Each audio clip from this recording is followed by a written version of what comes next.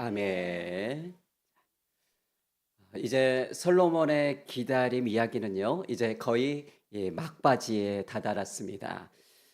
솔로몬은 한때 지혜의 왕이었지만 그 나머지는 어떻게 보면 참 어리석은 왕이었습니다. 특히 말년에는요, 하나님을 등지고 떠나가는 그런 인생이 되고 말았습니다. 지난주 우리는 솔로몬에 대한 하나님의 징계라라는 제목으로 열왕기상 11장 9절에서 25절까지 말씀을 함께 살펴보았는데요. 한때 지혜의 왕이었던 솔로몬이 어떻게 어리석은 왕이 되었었는지, 그리고 하나님을 등지고 떠나가는 인생이 되었는지를 확인을 했습니다. 성경은 그가 사랑했던 여인들이 그렇게 만들었다라고 기록을 하고 있어요. 열왕기상 11장 4절을 보니까 그렇게 기록이 되어 있어요. 사랑했던 여인들이 그렇게 만들었다. 예. 몇 명의 왕비를 뒀어요? 몇 명? 예, 700명의 후궁이 몇 명? 300명. 그래서 도합 1000명. 예. 그래요. 하나님의 명령을 거역하고요. 이방 민족과 통혼한 것이었고요. 그 결과 우상 숭배의 늪에 빠져들게 되었습니다. 그렇지만 실제로는요, 솔로몬의 자업자득이었다라는 사실을 우리는 잘 알고 있습니다. 이방 민족과요, 절대로 통혼해서는 안 된다라는 하나님의 말씀을 거역한 탓입니다. 하나님 없이 선택한 일들에요, 발목이 잡혀서 결국 하나님을 완전히 떠나게 된 것입니다. 그로 인해서 솔로몬은 하나님의 징계를 받게 됩니다. 처음에는 에돔 사람 하닷이 솔로몬의 대적자가 되어서 괴롭히더니 그 다음에는 르손이라는 사람이 등장합니다. 다메섹에 왕궁을 세우고요, 또한 이스라엘을 괴롭혔습니다. 성경은 분명히 말하고 있어요. 열왕기상 11장 14절 23절에 보면요, 그들을 일으켜서 솔로몬의 대적으로 세우신 장본인 바로 누구일까요? 하나님이시라라고 말씀을 하고 있습니다.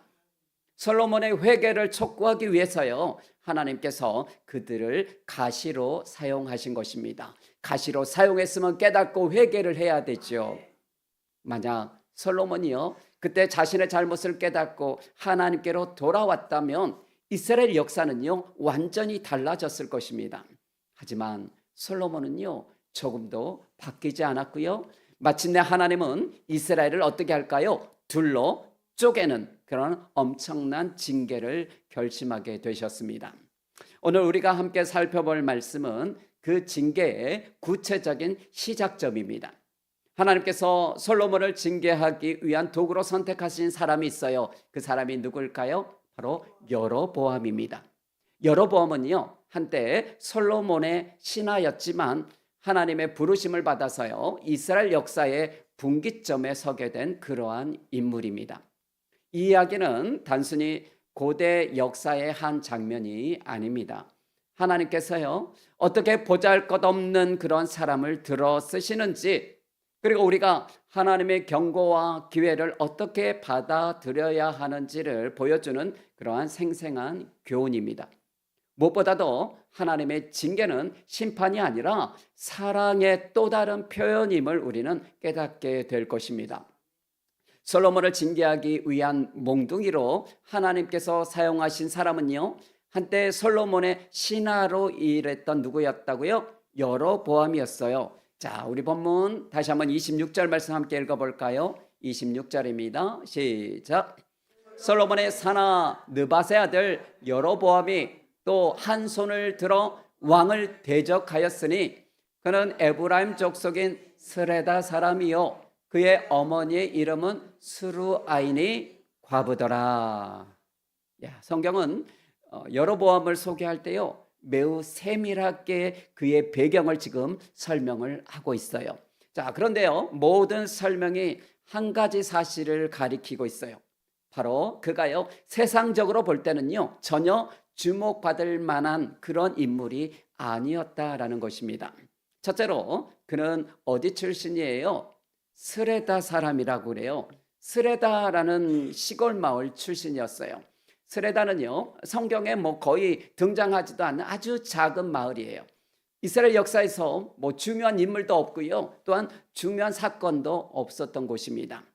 오늘날로 치면요, 뭐 지도에서도요 찾기가 어려운 아주 작은 산골 마을 같은 그런 곳에서 태어났습니다.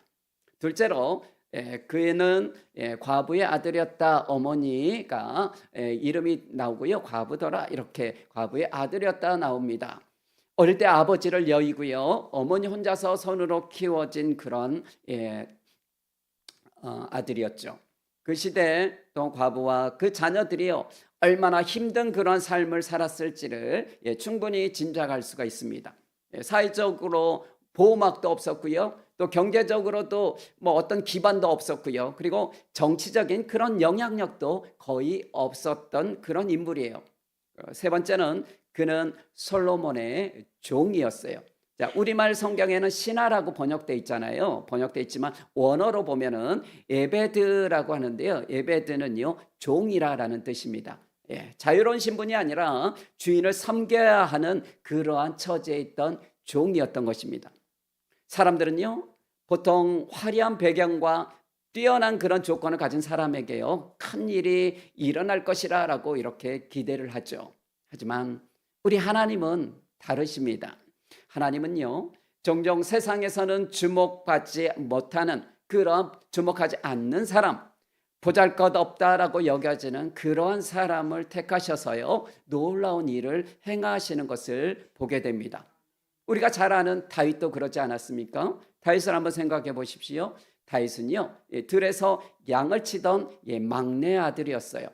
선지자 사무엘이 이새의 집에 와서요 왕을 기름 부으러 왔을 때요 이새는 다윗을요 부를 생각조차도 하지 않았어요. 하지만 하나님은요 바로 그 다윗을 선택하셨습니다. 모세는 어떻습니까? 모세는요 살인자로 광야에서 도망자 그런 신분으로요 살던 그런 사람이었어요. 말도 좀 어눌했고요 자신감도 없었습니다. 하지만 하나님은 이 모세를 통해서 이스라엘을 예국 이집트에서 구원해 내셨던 것입니다. 우리가 잘 아는 베드로는요 아주 성격이 아주 급한 어부였어요. 뭐 학식이 뛰어난 것도 아니에요. 어부였어요. 예수님을 또 3번이나 부인했던 그런 연약한 사람이었습니다. 하지만 베드로는 성령의 권능을 받은 후에는요 초대교회의 든든한 반석이 되었습니다. 우리 자신은 어떻습니까? 여러분 자신은 어떻습니까? 혹시 내가 너무나 평범해서 너무 부족해서 하나님께서 쓰실 수 없을 것이다 라고 혹시 생각하지는 않습니까? 나 같은 것을 뭐 하나님이 쓰실까? 뭐 혹시 이렇게 생각하지는 않습니까? 난 배운 것도 없는데 가진 것도 없는데 나 같은 것을 쓰실까? 나는 나이도 많고 또 힘도 없고 이런데 나 같은 것을 쓰실까? 혹시 이렇게 생각하시지는 않습니까? 그런 생각이야말로요 우리 하나님을 제한하는 것입니다.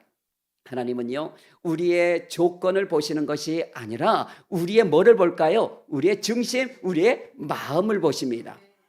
우리의 능력이 얼마나 있는가, 우리의 능력을 보시는 것이 아니라 얼마나 주님 앞에 순종하는가, 그 순종을 보십니다. 본문 26절 9절만 보면요 여로보암은요 사람들의 이목을 끌만한 아무런 배경이나 뭐 매력도 없던 그런 무명의 존재였습니다. 그러던 그가요 한때 솔로몬을 잘 섬기다가 보니까 배은망덕하게 왕을 배반했다, 왕을 대적했다라고 이렇게 나오죠. 배반했다라는 그러한 뉘앙스로 읽어집니다. 그러나 그가 솔로몬을 대적하게 된 데는요 분명한 이유가 있었어요. 우리 본문 27절 28절 말씀 우리 함께 읽어볼까요? 시작. 그가 손을 들어 왕을 대적하는 까닭은 이러하니라. 솔로몬이 밀로를 건축하고 그의 아버지 다윗의 성읍이 무너진 것을 수축하였는데 이 사람 여로보암은 큰 용사라. 솔로몬이 이 청년의 부지런함을 보고 세워 요셉 족속의 일을 감독하게 하였더니. 아멘. 자, 여로보암이요 솔로몬의 종이 된 것은요 결코 스스로 자원해서가 아니었습니다. 솔로몬의 그 대규모 그런 건축 사업을 위해서요 강제로 동원된 그런 역군 중에 하나였습니다. 당시요 3만 명의 이스라엘 사람들이요 강제로 노동에 동원이 됩니다. 3만 명이나요. 여로보암도요 그 중에 한 명이었어요. 이것은 명백히요 불공정한 일이었습니다. 하나님의 백성을요 종처럼 취급하면서요 강제로 부려먹는 것은요 하나님의 뜻이 아니었습니다. 특히 여로보암처럼요 백도 없고 힘도 없는 사람들이요 주로 이런 불공정한 그러한 대우를 받았을 것입니다. 하지만 여기서 우리가 주목해야 할 것은요 여로보암의 태도입니다. 여로보암이 어떤 태도를 했을까요? 그는 억울하고요 화나는 그런 상황에서도요 자포자기하지 않았습니다. 원망과 불평으로 시간을 낭비하지도 않았습니다. 대신요 자신에게 주어진 그 자리에서 어떻게 할까요? 최선을 다했습니다. 그래서 성경에 보니까요 그를 큰 용사라고 표현을 하고 있습니다. 뭐 이것은 군사적으로 큰 용사라고 하니까 뭐 용맹스러운 그런 사람이다라는 것이 아니라 일에 아주 강하고 유능한 사람이었다라는 그러한 뜻입니다. 메시지 성경은 이렇게 풀이를 하고 있어요. 건축하는 일에 강하고 유능한 자로 돋보였다라고 이렇게 번역을 하고 있어요. 그의 성실함과 또한 부지런함이요 사람들의 눈에 띌 정도였다라는 것입니다. 성실하게 그 일을 했다라는 것입니다. 그 결과 성실하게 열심히 그 일을 했더니 솔로몬이 이 여로보암을 주목하게 되었고요. 요셉 족속을 감독하는 더 큰 그런 책임을 맡겼어요. 그래서 요셉 족속은 에브라임 지파와 므낫세의 반지파 함께 묶어서 부르는 그러한 호칭이었죠. 세상적으로 보면요 요셉 족속이 이를 감독했으니까 어때요? 출세한 거죠. 하지만 여로보암에게는요 단순한 출세가 아니라 하나님의 계획이 펼쳐지는 그러한 과정이었습니다. 우리도 때로는 불공정한 그러한 대우를 받을 때도 있죠. 억울한 일을 당할 수도 있습니다. 내가 왜 이런 어려운 환경에 있어야 하는지 이해할 수 없을 때도 있습니다. 그럴 때 우리는 어떻게 해야 할까요? 여로보암처럼요 주어진 자리에서 우리는 최선을 다하는 것입니다. 하나님은요 우리의 환경보다는 우리의 태도를 더 중요하게 보십니다. 불평하면서요 그냥 대충 일하는 사람보다는요 어떤 환경에서도요 성실하게 최선을 다하는 사람을 통해서요 역사하시는 것입니다. 여러분이 잘 아는 요셉을 한번 생각해 보십시오. 그는 형들의 미움을 받아서요 이집트에 노예로 팔려가지 않았습니까? 얼마나 억울했겠어요. 형들에게 미움을 받았어요. 구덩이에 빠뜨리지를 않나, 또 노예로 팔지를 않나. 정말 너무너무 형들만 생각하면 그냥 치가 떨렸겠죠. 억울하고 화날 만도 했겠죠. 그런 일이었지만요 그는 노예 자리에서도요 최선을 다했어요. 또한 감옥에도 갇히게 되죠. 감옥에서도요 최선을 다했습니다. 그 결과 어때요? 하나님은요 요셉을 애굽의 이집트의 총리로 세우셨습니다. 다니엘과 세 친구도 마찬가지입니다. 그들은요 바벨론의 포로로 끌려갔죠. 포로로 끌려갔지만 그곳에서요 자신들에게 주어진 일에 이들은 최선을 다했습니다. 기도하는 것을 쉬지 않았어요. 하나님을 향한 그 신앙을요 그들은 포기하지 않으면서도요 맡은 일에는 충실하게 합니다. 그 결과 하나님은요 그들을 통해서 바벨론 왕궁에서 하나님의 영광을 나타내게 됩니다.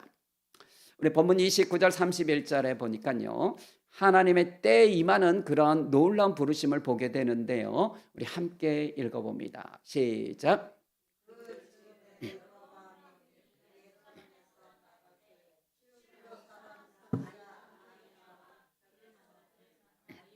아야가 새 의복을 입었고 그 두 사람만 들에 있었더라.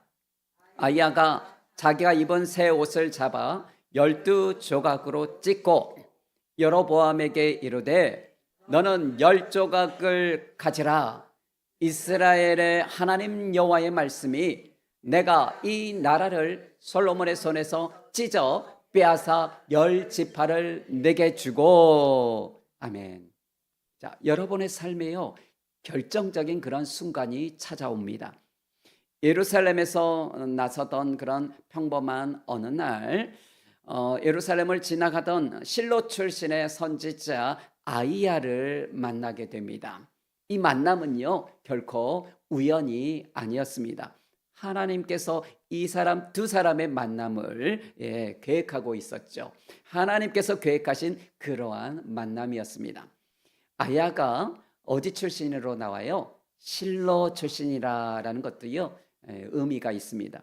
실로는 이스라엘이요, 약속의 땅에 정착했을 때 회막이 있었던 장소가 바로 실로예요.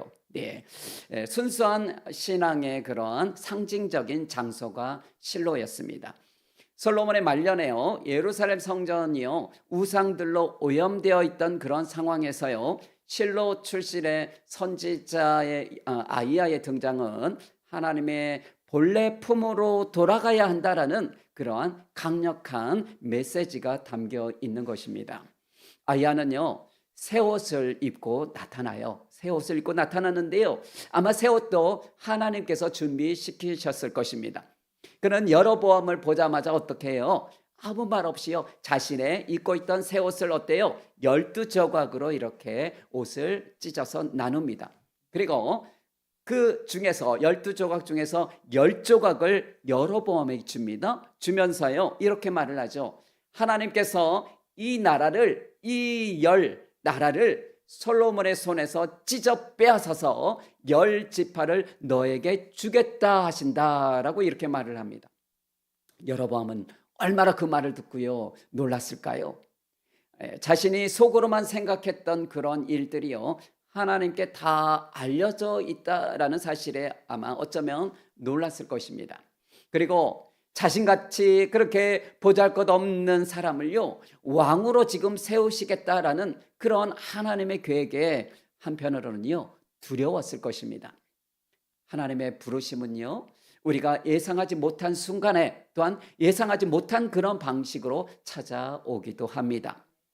모세는 광야에서 양을 치다가요, 떨기나무에서 들려오는 그런 하나님의 음성을 듣게 됐죠. 그래서 하나님의 음성으로 부르심을 받게 됩니다.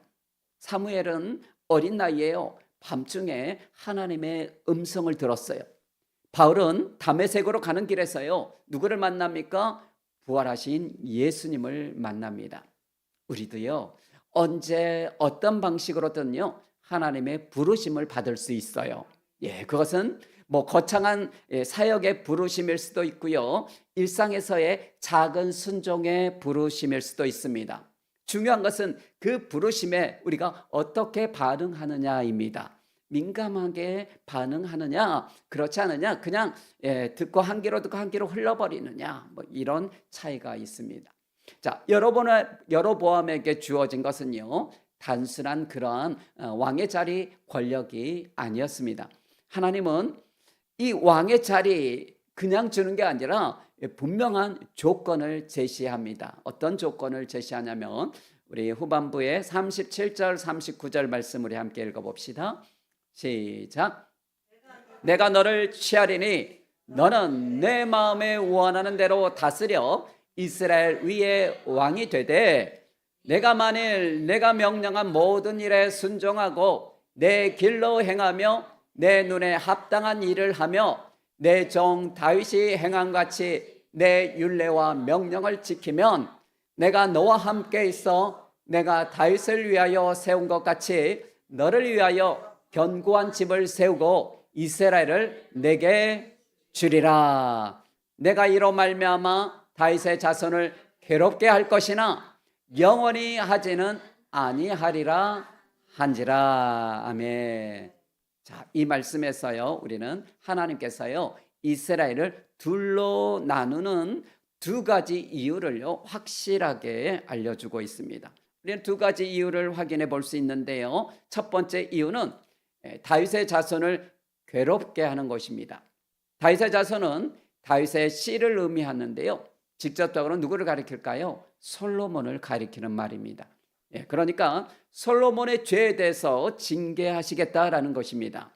그러나 그에게 은총을 거두지는 않겠다라고 약속을 했잖아요. 예, 약속하신 것처럼 영원히 괴롭게 하지는 않겠다라고 말씀하십니다. 예, 그것이 예루살렘을 위해서요. 몇 지파를 남겨둡니까? 예, 몇 지파를 남겨둬요? 예, 두 지파를 남겨두죠. 실제로는 남유다, 예, 남유다 남겨놓고요. 남유다는요, 예, 북이스라엘보다는요 더 오랜 기간 사실은 국가로 존재합니다. 그리고 다윗의 자손을 통해서 어떤 일이 일어납니까? 이 세상을 구원할 메시아가 탄생했습니다. 두 번째 이유는요, 역설적으로 하나님의 정체성을 회복하기 위해서 둘로 나누게 됩니다.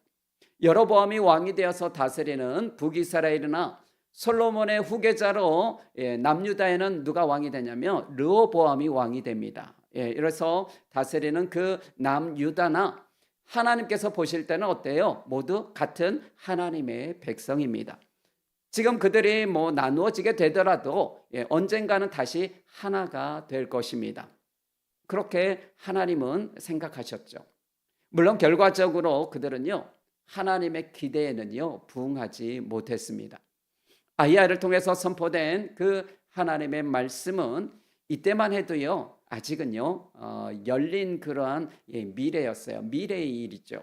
반드시 그렇게 되어야 한다라는 뭐 하나님의 결정상은 아니었습니다. 오히려 한편으로는요, 솔로몬의 죄를 징계하시면서 동시에는요, 제자리를 찾을 수 있도록 기회를 다시 한번 주신 것입니다. 그러나 솔로몬은요, 그 기회를 잡았을까요? 못 잡았을까요? 그 기회를 잡으려고 하지 않습니다. 오히려 여로보암을요, 제거하려고 덤벼드는 것을 보게 됩니다. 우리 본문 40절 말씀 함께 읽겠습니다. 시작. 이러므로 솔로몬이 여로보암을 죽이려 하매 여로보암이 일어나 예굽으로 도망하여 예굽 왕 시삭에게 이르러 솔로몬이 죽기까지 예굽에 있으니라. 아멘.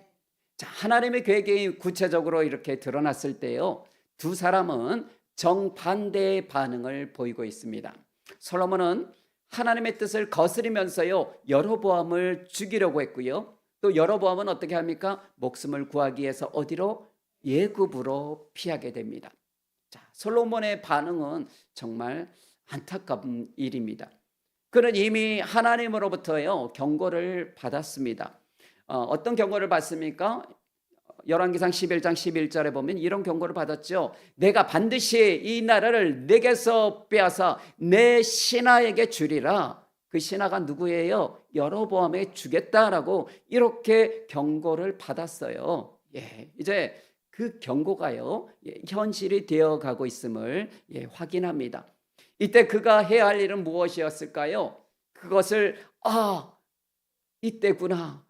하나님이 이때를 위해서 말씀하셨구나. 하나님 용서해달라고 이렇게 무릎 꿇고 회개를 해야 되죠. 하나님께 돌아가야 됩니다. 하지만 솔로몬은요, 정반대의 길을 선택을 합니다. 하나님의 뜻을 막으려고 했죠.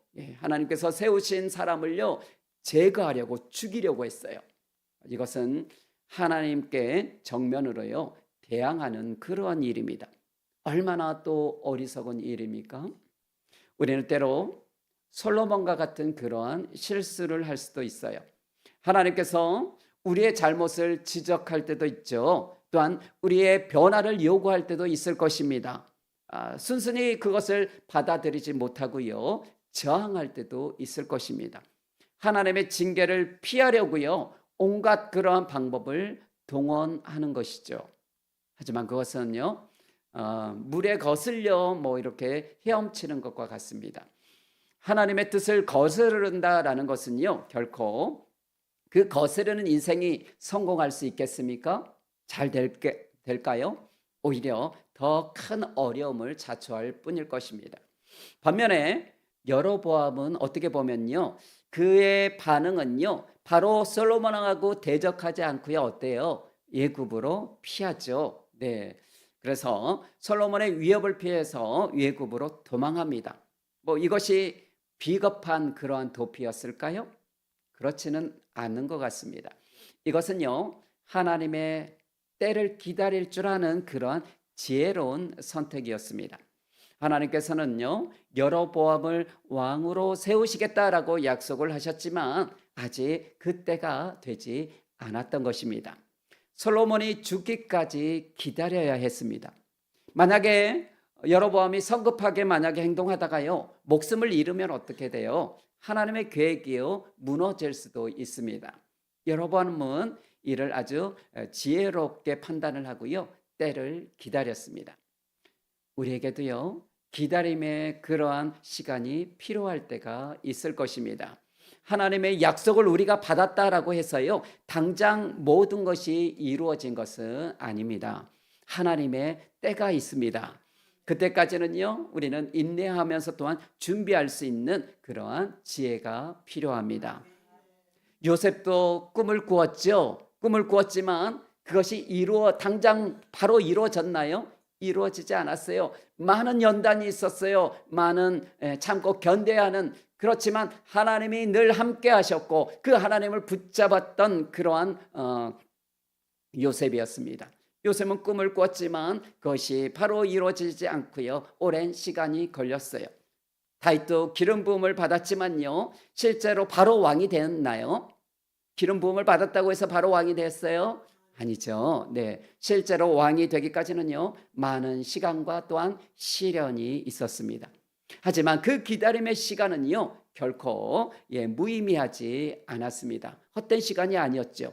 하나님은 그들을요, 더욱 온전하게 준비시키고 계셨습니다. 사랑하는 성도 여러분, 오늘 여러분의 보암의 이야기를 통해서요, 우리는 소중한 교훈을 얻게 됩니다. 첫째로요, 하나님은 저와 여러분 같이 보잘것없는 사람들을 들어 쓰신다라는 것입니다. 여러분 자신을 과소평가하지 마십시오. 나는 배운 것도 없고 가진 것도 없고 나는 연약하고 나이도 많고, 이렇게 자신을요, 과소평가하지 마십시오. 하나님의 눈에는요, 작은 것이 없어요. 여러분 다 존귀하고 귀하고요, 여러분들이 다 하나님 앞에서는요, 아주 귀한 지체들입니다.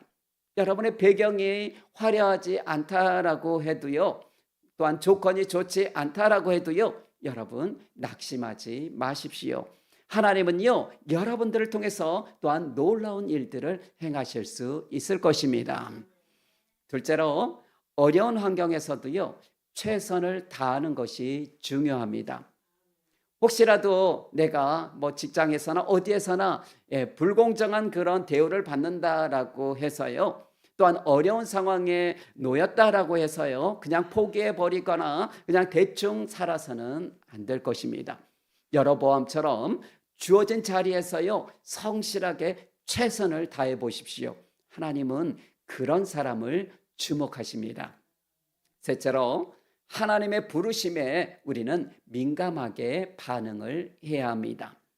하나님의 음성은요, 때로 예상치 못한 그러한 순간에, 그리고 내가 전혀 예상치 못한 그러한 방식으로 임하기도 합니다. 그 음성을 우리가 놓치지 말고요, 순종함으로 우리는 응답할 수 있어야 합니다. 네 번째, 하나님의 경고를 우리는 겸허하게 받아들일 수 있어야 합니다. 솔로몬처럼 하나님의 뜻을 거슬리려고 이렇게 해서는 안 됩니다. 하나님의 징계는요, 우리를 파괴하는 것이 아니라 우리를 다시 한번 회복시키려는 그러한 사랑의 표현이기도 합니다. 때로는 징계가 있더라도, 힘들고 어려운 일들이 있을지라도 그것을 통해서 다시 한번 나를 회복시키려고 하시는구나, 그런 사랑의 표현이다라는 것을 여러분 꼭 기억했으면 좋겠습니다. 다섯 번째로, 하나님의 때를 기다릴 줄 아는 그런 지혜가 필요합니다. 그래요, 가장 우리가 하나님의 때를 늘 강조를 하는데요, 여로보암도요, 때로는 기다릴 줄 알았어요. 당장에 솔로몬하고 대적하거나 나한테 이런 것을 주셨으니까 나 바로 왕이 될 수 있겠구나, 우쭐대거나 그러지 않았어요. 피하죠. 기다리죠. 기다려야 할 순간, 그 순간이 여로보암도 있었습니다. 성급하게 앞서가려고 하지 말고요, 하나님의 때를 인내로 기다리십시오. 마지막으로요. 가장 중요한 것은 바로 우리의 마음 자세입니다. 내가 어떤 마음의 자세를 가지는가가 또한 중요합니다. 하나님은요, 내가 가진 조건보다는 우리의 마음을 보십니다. 겸손하고 순종하는 마음, 그리고 하나님을 사랑하고 하나님을 붙잡고 하나님을 의지하려는 그런 마음이 있다면 하나님은 우리를 귀하게 사용하실 것입니다. 사랑하는 성도 여러분, 혹시 내 자신은 쓸모없는 사람이라고 생각하는 분이 계십니까? 나는 쓸모없는 사람이야. 있습니까? 혹시 여러분 안 계시죠? 예, 그래요. 나는 쓸모없는 사람이다. 뭐 이렇게 생각하지 마십시오. 아예 그런 생각은 여러분 버리십시오.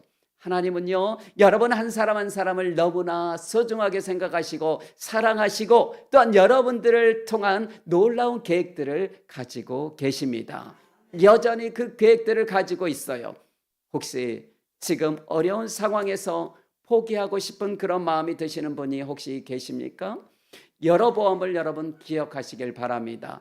그는요, 강제 그런 노역에서 시작해서 이스라엘의 왕이 되었어요. 여러분도 지금의 어려움을 통해서요, 하나님께서 더 큰 일에 쓰시려고 또한 준비하고 계실지도 모릅니다. 혹시 하나님의 징계를 받고 있다라고 혹시 느끼고 계시는 분이 있습니까? 그것을 여러분 두려워하지 마십시오. 하나님의 징계는요, 여러분을 파괴하려고 하는 것이 아니라 회복시키시려는 그러한 사랑의 표현입니다. 여러분, 솔로몬처럼요, 피하려고 하지 마시고요, 겸허히 받아들이고요, 하나님께 돌아가십시오. 이 시간 우리 모두 여로보암처럼요, 하나님의 놀라운 계획에 쓰임받을 수 있는 그런 인생이 되기를 결심해 봅시다. 나는 보잘것없지만 보잘것없어서 내가 뭘 할 수 있을까 이렇게 생각할 수도 있지만 보잘것없어 보이는 우리의 삶을 통해서도요, 하나님의 영광이 나타나고 또한 하나님의 나라가 확장되는 그런 역사가 일어날 수 있을 것입니다. 그러한 역사에 우리가 쓰임받을 수 있기를 간절히 소망합니다. 하나님께서 오늘 이 자리에 모인 저와 여러분 모두에게 여로보암처럼 귀하게 사용해 주실 것을 예수님의 이름으로 간절히 축복합니다. 기도합니다. 전능하신 하나님 아버지, 오늘 말씀을 통해 하나님의 때를 기다리는 믿음과 순종의 길을 다시 배우게 하시니 감사합니다. 우리의 시선이 세상의 크기와 조건에 머물지 않고 오직 하나님의 주권과 뜻을 바라보게 하여 주시옵소서. 하나님, 솔로몬의 이야기를 통해서 교만과 불순종이 얼마나 큰 비극을 낳는지를 보았습니다. 우리의 삶 속에서도 여전히 하나님의 뜻보다 내 자신의 뜻을 앞세우려고 하는 그런 교만이 있다면 주여 용서하시고 새롭게 하여 주시옵소서. 하나님의 징계를 두려워하지 않게 하시고 그것을 사랑의 손길로 받아서 회복의 자리로 나아가게 하여 주시옵소서. 주님, 여로보암을 부르셔서 사용하셨던 것처럼 저희도 보잘것없고 평범한 인생일지라도 주님의 손에 붙들리기를 원합니다. 세상은 배경과 조건을 보지만 주님은 마음과 순종을 보시는 줄 믿습니다. 겸손히 주님 앞에 서게 하여 주시고 작은 일에도 충성할 수 있는 자로 저희들 세워 주시옵소서. 억울한 자리, 불공정한 그러한 상황에서도 여로보암처럼 저희들 포기하지 않게 하시고 주어진 자리에서 저희들 최선을 다하게 하여 주시옵소서.